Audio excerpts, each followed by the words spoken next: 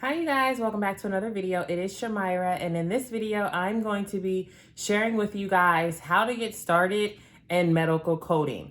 I get so many questions or like so many comments of like, I'm interested in coding. Where do I start? Where do I need to go? Like, help me. I want to get into it, right? So hopefully this video will be very, very helpful for you guys.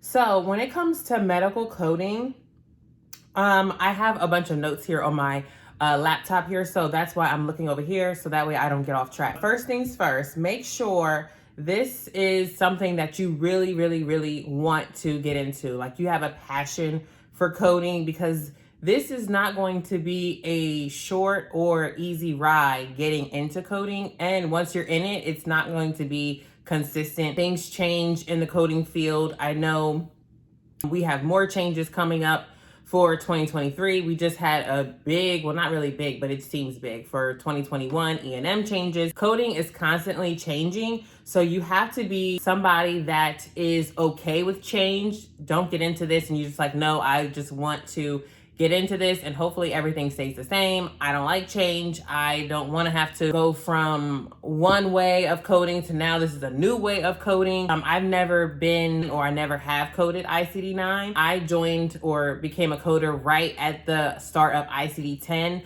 So I know that was a huge change for coders, going from ICD-9 to ICD-10. So coding is forever changing. So make sure that you really, really have a passion for coding and to learn it, and just do it on an everyday basis. So I did want to put that out there. Let me make sure I didn't miss anything. I have here, medical coding isn't a career that you can just wake up one day and say, I don't want to work at Walmart anymore, or I don't want to work at Texas Roadhouse anymore. I want to be a coder now. It's not going to be that easy to do. So it will take time, and I'm going to get into all of that information in this video. Okay, so first things first, you want to, so the very first thing that you want to do when you are looking to become a medical coder is you want to get the proper training. And I know in my journey to medical coding video, if you guys watched it, you know that I did not take any courses online, or I did not go to any community college. I did not have any type of degree. I didn't have any medical coding background. What I did was I trained myself, or I didn't train myself, I studied. Why can't I talk today? Why can't I talk today? I'm trying to put everything together, but it's just like not coming together. Okay. So basically what I did was I studied to pass the CPC exam. And I have a video on my journey to medical coding for those of you that have not watched it. And for those of you that are interested to know like what I did to be able to pass the exam, I think I might have another video going in depth of what I did to pass the exam, but I'm pretty sure I answered that question in that video. So go ahead and check out that video, because I did not start out in medical coding at all before I became a medical coder. I didn't have any experience. None of that. I'll leave that video up at the top, or I'll put it in the description box in case you guys want to go check out that video. So where can you get that proper training from? You want to research community colleges in your area, or look for coding certification facilities that offer courses maybe online instead of in person, where you can get a certificate of completion, or they may even have, I think you can get like a degree, and like a 1 to 2 year degree. Hang on, where did I see that at? Right here. Or they could have a 2-year or 4-year degree program, which will be very, very helpful on your resume. If you have that,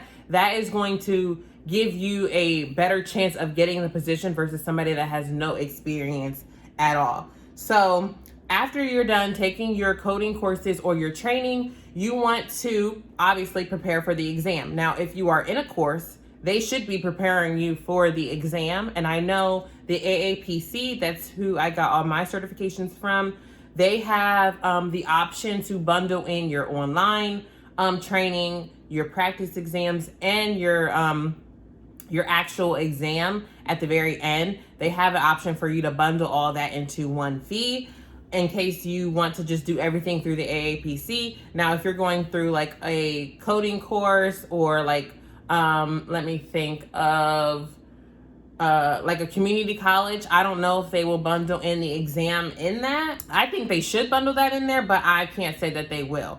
So you definitely want to prepare for the certification exam. And for those of you that don't know, you'll get 2 attempts for the exam. So if you don't pass it your first time, you will get a free second try. If you like free, like I do, I like free stuff. So you can go on to Amazon Kindle and sign up for Amazon Unlimited if you don't already have it. And you can get 30 days of free Amazon Kindle access.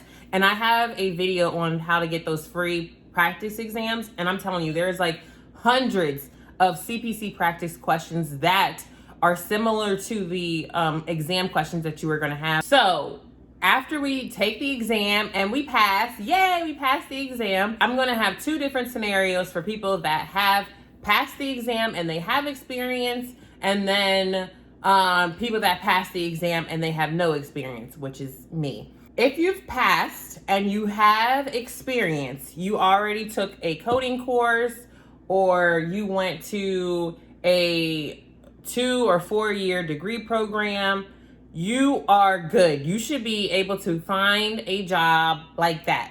And it may be hard, but you should still, because you have that experience, it should be a lot easier for you to get hired because you have that experience and you have that actual training. So what you want to do is you want to get your resume put together, include any coding courses that you've completed, accomplishments, whatever. Make sure you include the certifications that you have in your resume so that they know that. Because they will be looking for that CPC or whatever coding certification requirements that they have. You will want to check wherever you are applying to, check those requirements, because they might only require you to have 1 year experience. So maybe you don't need to get into a 4-year program. Maybe they only say you need 6 months. So maybe you can find a course that is 6 months. Definitely look around, check the requirements before you go and set into a program, because you don't want to be in a program too long and then realize that you only needed 1 year of experience. So let's talk about the people that have passed with no experience. Me. Okay. So you also want to get your resume together. I had to get my resume together and include that I had the CPC because I did not have experience. And for those of you that do not have experience, you guys are going to get a certification for CPCA, which is the A stands for apprentice, meaning you don't have any experience, but you did pass the exam. And then I believe it takes 2 years if you got into a coding field. So for me, I passed my exam in 2016, and then 2018, what I did was I had my manager and a coworker. All they had to do was write a simple letter. Maybe it was only like 3 or 4 sentences. And they said that Shamyra has been doing well in the coding field. She has been coding for such and such organization. And what I did was I took those 2 letters and I sent them to the AAPC, and then they emailed me back the same day, and they said that they will be sending out a certification. They congratulated me for basically becoming a certified professional coder without the apprentice. And then I did get a certification in the mail without the apprentice attached to it. So if you have no experience, you will have the CPCA. And I would say make sure you put that A on your resume so they know, or I don't know. I don't know if you should put it on there or if you shouldn't. I don't know. I put it on there because that's what mine was. I was an apprentice, so I just put it on there, letting them know that I did not have any experience. But let's move on to go into what I have here. Okay, so if you're applying and the job requirement says that they want you to have 1 year of experience, don't let that discourage you and feel like, okay, I don't have any experience, so I should not put my resume in. Submit that resume anyway. I see it as just a waiting game. Let them come to you and then let them decide if they want to see what you have to offer. And if, maybe they'll love your personality. You never know. A lot of people are doing Zoom type interviews. So maybe they'll see like, okay, yeah, she may not have the experience, but we definitely want her on the team because what she can bring, her positive energy. She's, somebody that we can see working for us in our department. So don't be discouraged at all.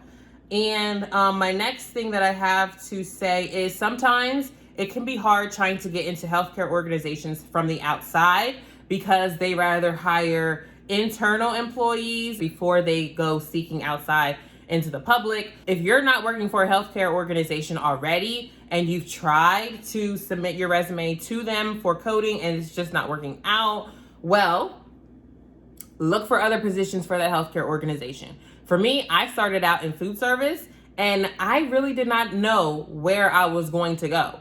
I did not think, like when I started working in food service, that 5 or 6 years down the line that I would be a medical coder working from home. I had no idea. But if medical coding is something that you want to do, don't be afraid to get into the healthcare organization or the hospital, working in housekeeping or working in the cafe.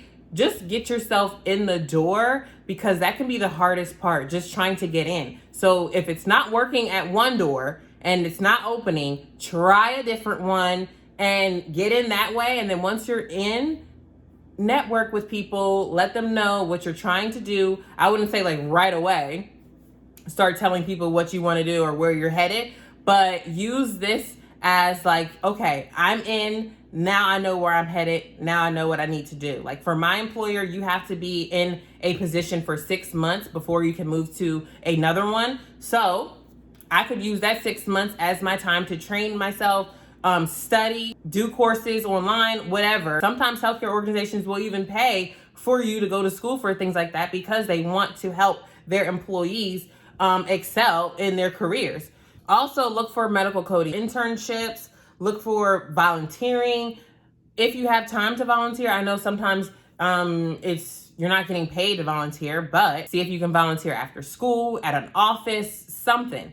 You have to put in the work, and if this is something that you really want to do. So then my next tip is networking, and I kind of already touched on this just a little bit ago. But if you're already working in the medical field or working in a healthcare organization, talk to your fellow coworkers, managers, supervisors, etc., to help guide you in the right direction for your medical coding career. And who cares if you have a manager that is a jerk? Then if that's you and you have that type of manager, obviously don't talk to them about it, but look elsewhere. For us, we have the ability to see or search other people within our organization. You can type in a department and you can see those people that work within that department. So if you know people that are already coding around you or already working from home, whatever. If you know people, let them know what you're trying to do. Let them know, like, yes, I just got certified. Who should I talk to? Who do I send my resume to? Are they hiring? You have to let them know that you are interested, or they're just going to think like, okay, she's fine where she's at. She doesn't care. She's just, content. And some people are content in their jobs and just go to work, see it as a paycheck. But if that's not you and that's not where you want to be, and coding is something that you want to do, you have to talk about it, put it out there. This is where I'm trying to go. Can you lead me in the right direction? And my last thing is, and I know this is going to be the big prize or the big benefit as being a medical coder, and that is working from home, having the ability to work from home. So you might see a lot of people posting videos here on YouTube, like day in the life of a medical coder, working from home, yada, yada, yada, yada. I don't want you to think that as soon as you get into a medical coding job, or as soon as you get hired, that you'll be working from home right away. Some employers may allow that, but some employers may require that you stay in the office for 6 months before you are given that privilege to work from home. So don't automatically think like if you apply for a remote position, like you're going to be home automatically, because they might end up saying like, okay, well, we want you to stay here in the office for 3 months before we send you home. Or you might only have the ability to work from home 2 days out of the week at home and then 3 days in the office. So don't get too focused on medical coding as a work from home job, because yes, that is possible, but it just might not be right away for you. Okay, you guys, so that is it for this video. I want to thank you all for watching. Make sure you look down in the description box because I will have additional videos that I talked about in this video for you guys to check out if you have not watched them already. I also have an entire coding playlist that I'll have either on either of these sides here that you can click on and see all the coding videos that I have. There will also be a link down below for the AAPC. I did see something about where you can get trained and certified within 120 days. It's like some type of quick course if that's something that you are interested in. And I think it was only like $99 a month. So I'll have that link down below as well. Any questions that you have or any videos that you want to see related to coding. I know I have a video coming for how do I maintain my CEUs. I also have a video coming for evaluation and management. But if you have any requests that you'd like to see related to coding, leave those down below and I will definitely comment back and let you know if I can do that for you. So again, thank you for watching and I'll see you all in my next video.